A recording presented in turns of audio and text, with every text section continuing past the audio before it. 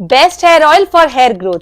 आज की वीडियो में मैंने आपको एक ऐसा खास DIY हेयर ऑयल बताया है जो गारंटी आपकी हेयर ग्रोथ करेगा ही करेगा। और आप जानते हैं आज की वीडियो में स्पेशल क्या है? आज की वीडियो मैंने अपनी खास यूट्यूब फैमिली के लिए बनाई है जो कि हमेशा कंफ्यूज रहते हैं कि हाई पोरोसिटी हेयर वाले कौन सा हेयर ऑयल इस्तेमाल करें और लो पोरोसिटी हेयर वाले कौन सा हेयर ऑयल इस्तेमाल करें। आज का जो अमेजिंग सा हेयर ऑयल हमने बनाया है वो दोनों पोरोसिटी के लिए बहुत ही मुफीद साबित हो सकता है। लेकिन शर्त यह है कि आपको इस वीडियो को पूरा देखना है और स्किप किए बगैर देखना है, क्योंकि अगर आपने इस वीडियो को थोड़ा सा भी स्किप किया ना तो आप जान ही नहीं पाएंगे कि कौन सा इंग्रेडिएंट हाई पोरोसिटी के लिए है और कौन सा इंग्रेडिएंट लो पोरोसिटी के लिए है। तो अगर आपने स्किप कर ही दिया तो इसमें तेरा घाटा मेरा कुछ नहीं जाता। एंड टू बी ऑनेस्ट, अगर आप अपने पूरे बिजी शेड्यूल में से सिर्फ 10 मिनट निकाल के वीडियो देख लेते हैं ना तो फायदा आपका ही है। पूरी जिंदगी के लिए आपके बाल जो है वो हेल्दी और शाइनी और लॉन्गर हो जाएंगे। और जो इसमें इंग्रेडिएंट्स हमने यूज किए हैं वो बहुत ही इजी है और हमेशा आपके घर में मौजूद ही होते होंगे। जैसे कि इसमें हमने यूज किया है कोकोनट ऑयल। कोकोनट ऑयल आपके घर में हमेशा मौजूद ही होता होगा या आपको इजीली कहीं से मिल भी सकता है। कोकोनट ऑयल की तकरीबन हमने 1 कटोरी यहाँ पे ले ली है। लो पोरोसिटी हेयर वाले यहाँ पर आलमंड ऑयल का इस्तेमाल करेंगे। अब बहुत गौर से सुनिएगा कि कोकोनट ऑयल में क्या हमें ऐड करना है।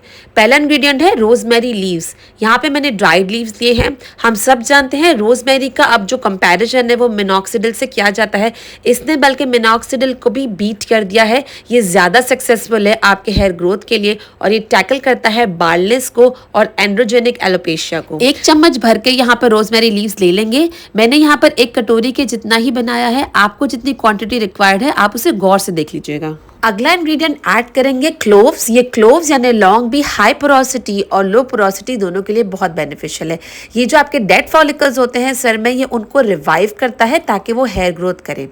थोड़े से क्लोव्स हमने मुट्ठी भर लेकर इसमें डाल दिए हैं। इसमें ऐड करेंगे सेकंड ऑयल। मैंने यहाँ पर मस्टर्ड ऑयल का इस्तेमाल किया है। अगर आपकी पोरोसिटी लो है तो आप मस्टर्ड ऑयल इस्तेमाल करेंगे। अगर आपके बालों की हाई पोरोसिटी है तो आप यहाँ पर कैस्टर ऑयल का इस्तेमाल करेंगे।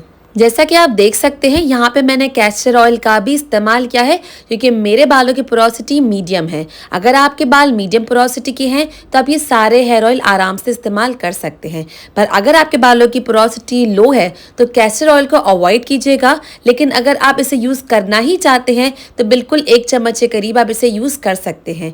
ये ज़्यादा है पोटेंट होता है हाई पोरोसिटी के लिए और मीडियम पोरोसिटी के लिए, क्योंकि ये थिक होता है और लो पोरोसिटी में आपके पोर्स बिल्कुल क्लॉग होते हैं। यहाँ पर तीनों ऑयल यानी कोकोनट ऑयल, मस्टर्ड ऑयल और कैस्टर ऑयल हमने तकरीबन इक्वल ही लिए हैं। आप अपने हिसाब से क्वांटिटी ऊपर नीचे कर सकते हैं जितना भी आपको इसको बनाना है।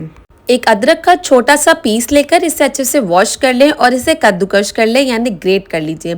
अदरक यहाँ पे सिर्फ वही लोग यूज़ करेंगे जिनको डैंड्रफ का प्रॉब्लम है या जिनको हेयर लॉस बहुत शदीद हो रहा है। इसके अलावा अगर कोई चाहता है अपने बालों में शाइन लाना तो वो थोड़ी सी अदरक इसमें ऐड कर सकता है। इस तरीके से इसे अच्छे से कद्दूकश कीजिए और इसका छिलका रहने दीजिएगा, इसे उतारने की नीड बिल्कुल भी नहीं है। इस सारे मिक्सचर को अब आप गैस पे रख देंगे। गैस बिल्कुल स्लो होनी चाहिए। अगर आपने इससे मीडियम भी करी तो हो सकता है कि ये ऑयल जल जाए और किसी काम का ना रहे, इसलिए इसे सिर्फ स्लो आंच पे रखें और चाहे तो बीच बीच में इसे चम्मच की मदद से हिलाते रहें। जितने भी इंग्रेडिएंट्स हमने इसमें डाले हैं वो आपका हेयर ग्रोथ तो करेगा ही, साथ ही साथ जो पुराने हेयर हैं उसके लॉस को भी ये कम करेगा यानी रोकेगा। बिल्कुल स्लो आंच पे 10 से 15 मिनट के बाद आप इसमें इस तरीके से बबल देखना स्टार्ट कर देंगे। जब ये बिल्कुल छोटे छोटे बबल्स आपको दिखे इसका मतलब ये है कि इसमें अब इन्फ्यूजन स्टार्ट हो चुका है। इसे चूल्हे पर ही रहने दें तकरीबन 20 से 25 मिनट स्लो आंच पर, ताकि ये सारा इन्फ्यूजन अपने इस ऑयल में कर दे। जितने भी पोटेंट न्यूट्रिएंट्स हैं इन सारे इंग्रेडिएंट में वो आहिस्ता आहिस्ता कर इस ऑयल में ट्रांसफर हो जाएंगे। यहाँ नोट करने वाली बात यह है कि आधे घंटे के बाद भी इसमें बिल्कुल भी तेज बबल्स नहीं आए हैं। रीजन सिर्फ यह है इसे स्लो आंच पे पकाने का, क्योंकि इसमें मौजूद है कैस्टर ऑयल। वो डायरेक्ट हम चूल्हे पे तेज आंच पे नहीं पका सकते वरना ये ऑयल जल जाएगा। आधे घंटे के बाद आप इसे चूल्हे से निकाल कर किसी क्लीन जगह पे रख लें ताकि ये ठंडा हो जाए। जिन लोगों की लो पोरोसिटी हेयर है वो इसे फौरन छान लेंगे और जिन लोगों की हाई पोरोसिटी है वो इसे ठंडा होने तक का वेट करेंगे।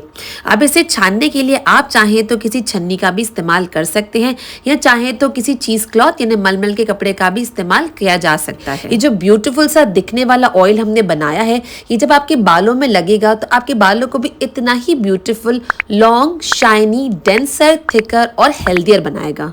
तो देखा कितना आसान था ये हेयर ऑयल बनाना, उतना ही आसान है इसे लगाना। आप इसे लगाएंगे लेकिन मेक श्योर कि आप इसको मसाज करने के लिए सिर्फ अपने फिंगर टिप्स का इस्तेमाल करें इस तरीके से। कभी भी हेयर ऑयल इस तरीके से नहीं होता कि आप बिल्कुल अपने बाल को उलझा दें।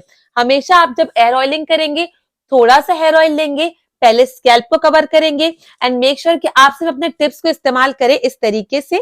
और मेक श्योर कि आपका जो ये स्कैल्प है ना और जिसकी स्किन है वो आपके स्कैल्प पे इस तरीके से रोल ऑन हो। बिल्कुल भी बालों को उलझाना नहीं है आप लोगों ने। काफी लोग सवाल पूछते हैं कि हेयर ऑयलिंग के बाद हेयर शैम्पू किस तरीके से करें। तो वैसे तो मैं इसमें एक डिटेल वीडियो बनाने वाली हूँ, बहुत जल्द आपको मेरे यूट्यूब चैनल पे मिल जाएगी, लेकिन यहाँ पे मैं आपको उसकी कुछ टिप्स देती हुई चलूं। टिप नंबर 1 कि आप जो शैम्पू इस्तेमाल करेंगे वो कोशिश करके ऐसा लें जो कि सल्फेट फ्री हो। सल्फेट फ्री शैम्पू अगर आपके पास नहीं है तो आप कोई बेबी शैम्पू इस्तेमाल कर सकते हैं।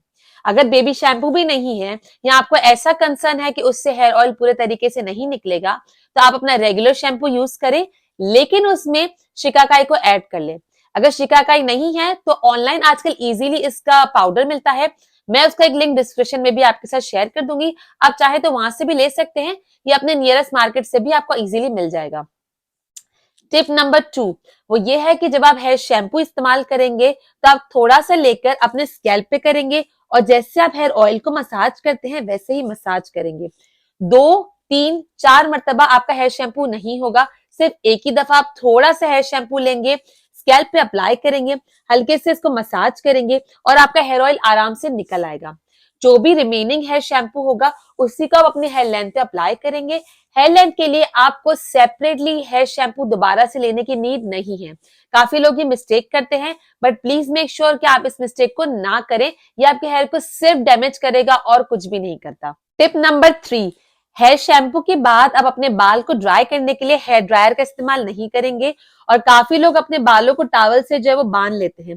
प्लीज वो भी नहीं कीजिएगा, इससे आपके बालों के मॉइस्चर जो है वो उसमें लॉक होने में प्रॉब्लम होता है।